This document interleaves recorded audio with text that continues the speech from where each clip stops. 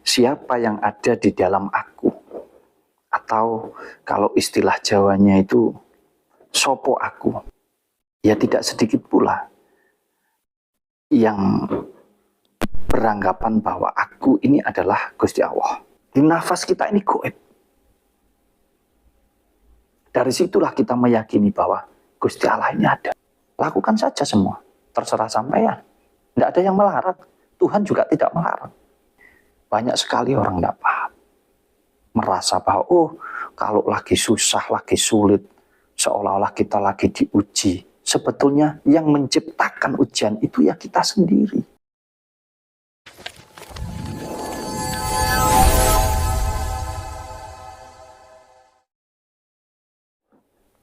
Mas Wahyu, ini mewakili pertanyaan dari dulur-dulur dan juga teman-teman kita, Mas Wahyu, tentang pengertian siapa aku yang sebenarnya, atau siapakah yang ada dalam aku.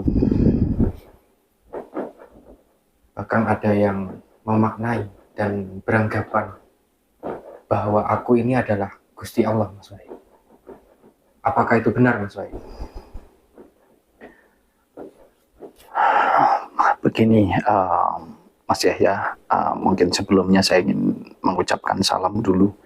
Assalamualaikum warahmatullahi wabarakatuh.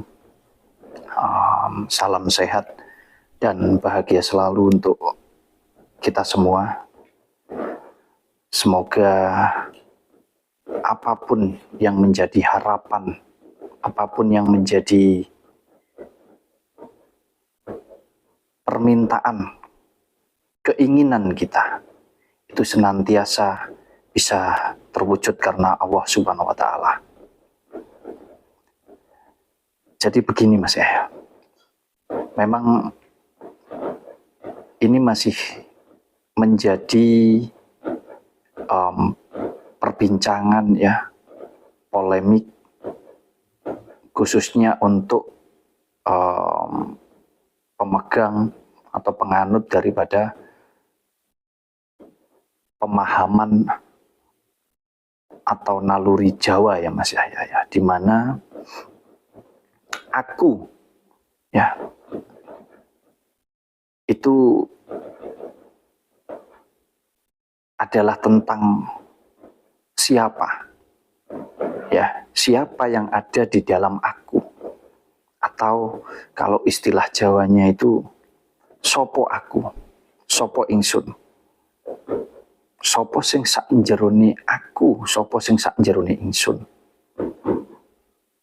Nah, bahkan memang ada ya tidak sedikit pula yang beranggapan bahwa aku ini adalah Gusti Allah. Sekali lagi, ini merupakan pengertian atas dasar sudut pandang kita secara pribadi, khususnya untuk penganut naluri Jawa. Tentunya hidup kita ini kan ada yang berkehendak. Ya, atas unsur kehidupan kita ini ada yang berkehendak. Tidak serta-merta kita ini tiba-tiba hidup begitu saja. Ada yang menghendaki di dalam hidup kita. Tapi kalau diartikan bahwa aku ini adalah Gusti Allah, tentunya ini akan menjadi pro kontra ya Mas Yahya. Akan menjadi pro kontra. Ada yang meyakini, mempercayai, ada yang tidak, bahkan ada yang menentang. Kalau saya belajar dari unsur kehidupan saya secara pribadi, saya sangat meyakini bahwa hidup saya ini ada dua unsur. Ya, seringkali saya gembar-gemborkan, ya saya sampaikan bahwa hidup saya ini terdiri atas unsur manusiawi dan juga unsur ilahi. Makanya Kalau dikembalikan ke pertanyaan tentang sopo aku atau sopo insun, ya tentunya aku ini adalah penghuni daripada jasmani ini.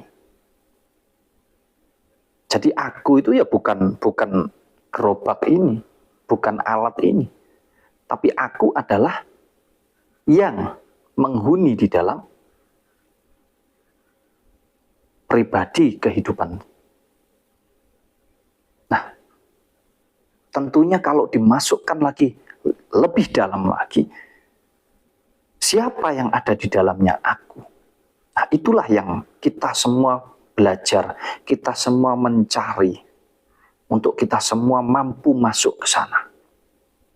Nah, kalau kita bicara tentang Gusti Allah, tentunya Gusti Allah itu ada dan tidak ada. Kenapa saya bisa sampaikan demikian? Gusti Allah itu tidak ada manakala kita ingin menemui Gusti Allah secara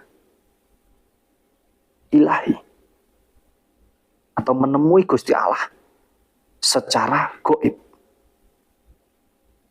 Akan tetapi kenapa kita bisa mengakui bahwa Gusti Allah itu ada? Ya tentunya atas dasar nafas yang setiap hari kita hembuskan inilah. Di nafas kita ini gaib. Dari situlah kita meyakini bahwa Gusti Allah ini ada. Nah, kalau kita bicara tubuh kita ini secara fisik, ya dari sini pula kita meyakini bahwa fisik ini adalah perwujudan daripada Gusti Allah. Makanya saya sering sampaikan bahwa Tuhan itu satu adanya. Tuhan bukan miliknya agama manapun, Tuhan bukan miliknya suku bangsa manapun, tetapi Tuhan adalah milik alam semesta dan seisinya. Makanya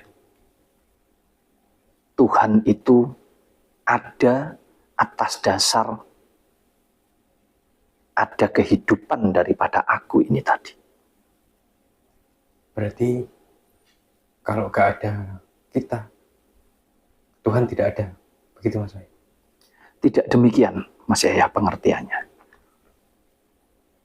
Jadi Tuhan itu sudah ada jauh sebelum ada siapapun di muka bumi ini. Ya tidak ubahnya seperti energi itu. Ambil contoh energi listrik. Listrik itu sudah ada di jagat raya ini. Akan tetapi kita tidak akan pernah tahu bahwa listrik itu ada kalau tidak ada wujud nyatanya. Apa itu wujud nyatanya? Ini cahaya yang terang ini. Ada bolam ini sehingga ada cahaya ini. Tapi apakah karena bolam ini yang membuat cahaya ini menjadi kelihatan? Tentunya tidak. Atas dasar ya ada energi listrik itu tadi. Jadi energi listrik itu sudah ada. Akan tetapi tanpa perangkat yang fisik. Kalau tidak ada kabelnya, kalau tidak ada bidingan, tidak ada bolamnya, tidak akan bisa nyala. Nah, unsur kehidupan kita hampir sama. Makanya, kalau jenengan tanya, apakah aku ini adalah Gusti Allah? Tidak demikian cara kita menyikapinya, tidak demikian cara kita memaknainya. Akan tetapi kita ini merupakan perwujudan secara nyata, perwujudan secara fisik daripada Gusti Allah itu sendiri. Jadi Gusti Allah ini sudah ada tanpa adanya kita. Akan tetapi siapa yang bisa mengakui bahwa Gusti Allah itu ada? Kalau tidak ada aku ini. Tentunya tidak ada yang bisa tahu. Sama halnya dengan listrik itu tadi. Energi listriknya sudah ada. Tapi kita semua tidak akan bisa mengakui karena kita tidak tahu wujudnya. Lah setelah ada bolam, ya, setelah digunakan komponen-komponen perangkat ini tadi, terwujudlah cahaya ini tadi. Dari mana? Ya dari energi listrik. Lah hidup kita juga demikian. Ini anggota tubuh kita ini. Punya nama masing-masing. Yang disebut ini perangkat. Ada tangan saja ada jari, ada hidung, ada mata, ada otak di dalamnya. Ini perangkat semua ini. Tapi kalau tidak ada energi daripada Gusti Allah itu tadi, ya tidak ada gunanya, ini tidak bisa ngapa-ngapain ini. Makanya Gusti Allah itu bersifat ada dan tidak ada. Bersifat gaib dan juga bersifat fakta. Kenapa bisa demikian? Nah, kalau kita bicara tentang gaibnya Gusti Allah, hidup kita ini loh, nafas kita ini. Siapa yang bisa menunjukkan? Siapa yang bisa memegang daripada nafas kehidupan kita? Tidak ada. Tidak ada satupun yang bisa. Dengan segala kecanggihan alat, kecanggihan, kepandaian daripada manusia itu sendiri, tidak bisa.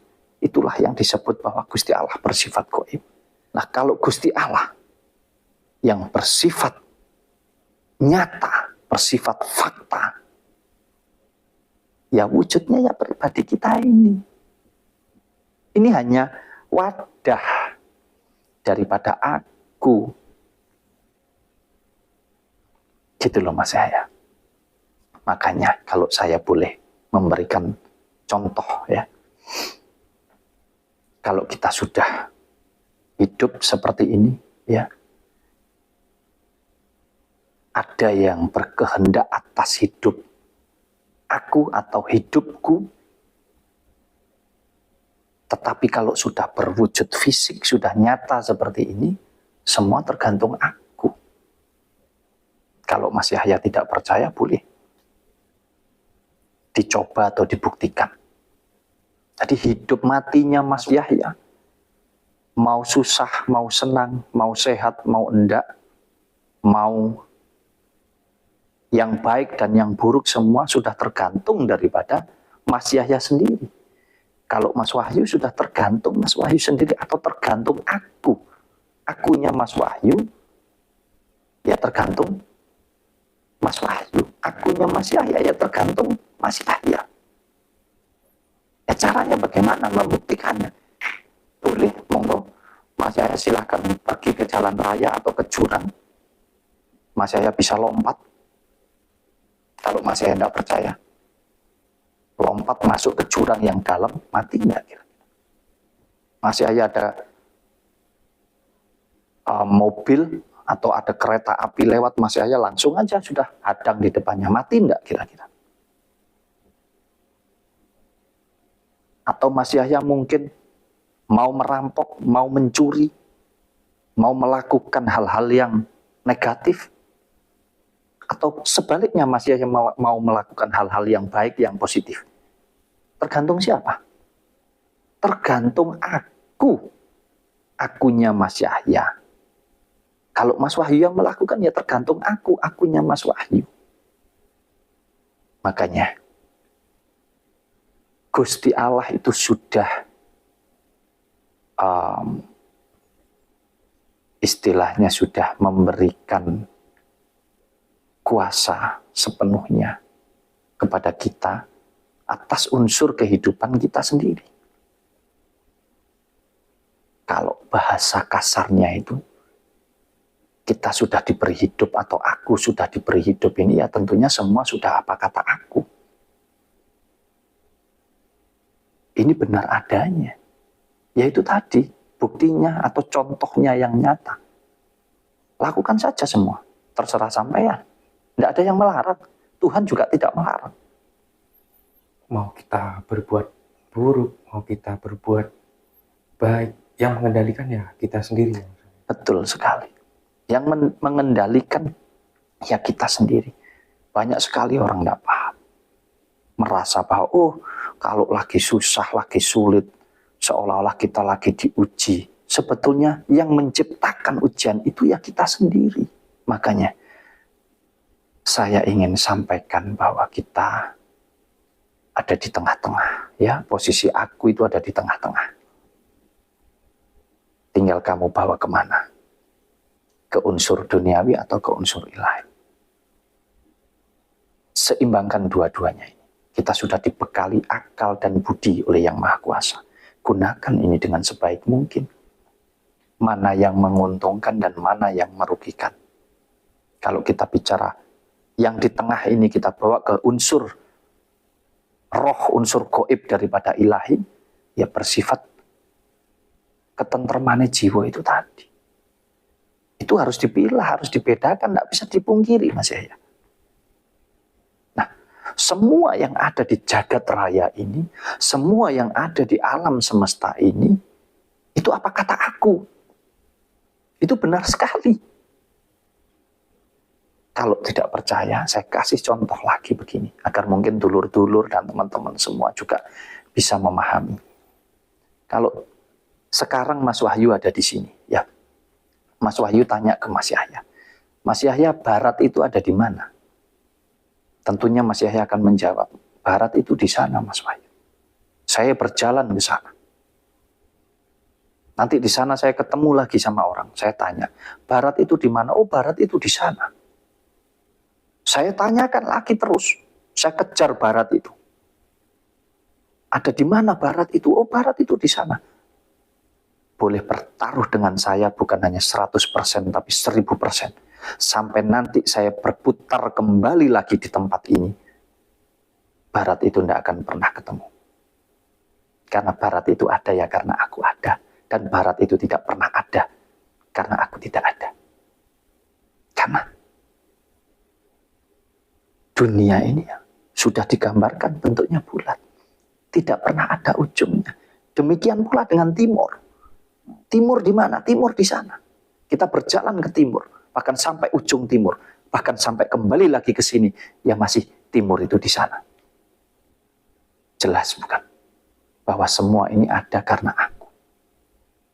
Yang dimaksud karena aku itu bukan aku yang menciptakan, bukan aku yang berkehendak atas semua ini, tapi karena aku ini adalah perwujudan daripada yang punya aku. Sehingga di situ aku mampu ya untuk mengatakan bahwa semua ya memang karena aku. Nah, itu yang masih menjadi pencarian, perbincangan, siapakah yang ada di dalam aku? Atau siapakah yang punya aku, yang punya hidup di dalam aku ini tadi? Ya, tentunya kalau kita masuk ke sana, itu sudah dalam lagi, ya Mas Yahya ya. Boleh nanti kita kupas lagi di lain waktu. Tentunya kembali lagi, aku ini ada yang mempunyai. Atau ada yang di dalam aku, sedangkan ini hanya wadah, hanya gerobak. Aku merupakan perwujudan daripada yang punya aku. Makanya kita ambil pelajaran, kita ambil hikmah dari apa, semua yang kita pelajari atas unsur kehidupan ini, agar kita senantiasa berhati-hati di dalam menjalankan hidup kita. Hidup kita ini ada yang berkehendak, ada yang menghendaki. Kalau bahasa saya boleh saya sampaikan, Tuhan itu satu adanya. Gusti Allah itu satu adanya. Tapi Gusti Allah yang ada di dalam Mas Wahyu, itu bergantung Mas Wahyu. Bergantung daripada aku. Mau aku pakai baik, mau aku pakai buruk, tergantung aku. Karena aku sudah diberikan kuasa atas unsur kehidupan yang bersifat fisik ini tadi. Nah, sedangkan Gusti Allah yang ada di Mas Yahya, itu juga tergantung Mas Yahya.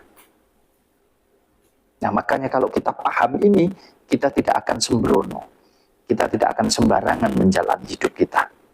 Enggak sak penake dhewe kalau kita mengerti siapa yang ada di dalamnya aku ini. Makanya enggak usah rebutan bahwa kita merasa paling benar sendiri dan lain sebagainya. Belajarlah memahami unsur hidupmu pribadi. Nanti kamu akan mampu menemukan siapakah yang ada di dalamnya aku.